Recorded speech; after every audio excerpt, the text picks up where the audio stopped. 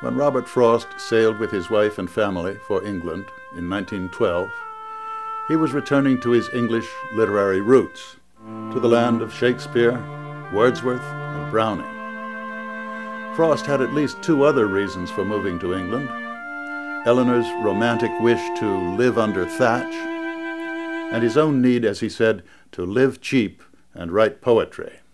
And I got over there in England with the idea of writing a novel or a play to put the family on its feet. And one night I sat on the floor and looked my poems over and made up a little book and took it into a strange publisher, and in 3 days signed a contract.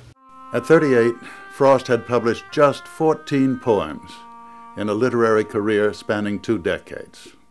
In late October 1912, he walked into the offices of the Bloomsbury publisher David Nutt and Company. A few days later, the publisher agreed to bring out A Boy's Will. The work of a great American poet first saw light in England in April 1913. The early reviews were mixed.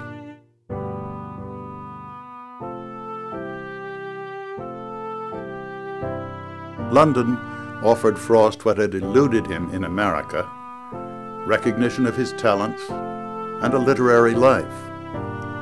He met and established ties with a number of writers, including the expatriate American Ezra Pound. Energetic, flamboyant, Pound instantly recognized his countryman's talent and placed Frost's poems in Poetry, one of the leading American reviews.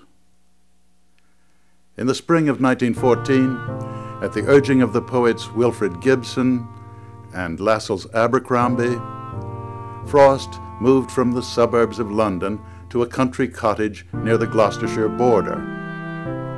There, Frost enjoyed a year of poetry and friendship among the English poets known as the Georgians.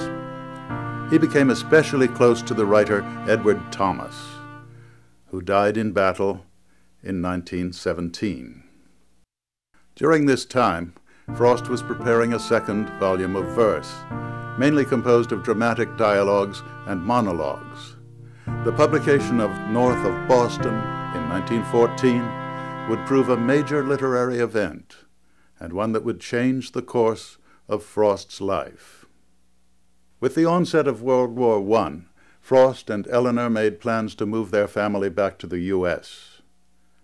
The adventure abroad and publication of 2 books had carried Frost a step closer to realizing the hopes he expressed for his career when he wrote, "My dream would be to get the thing started in London and do the rest of it from New England, where I could live cheaper and get Yankeer and Yankeer."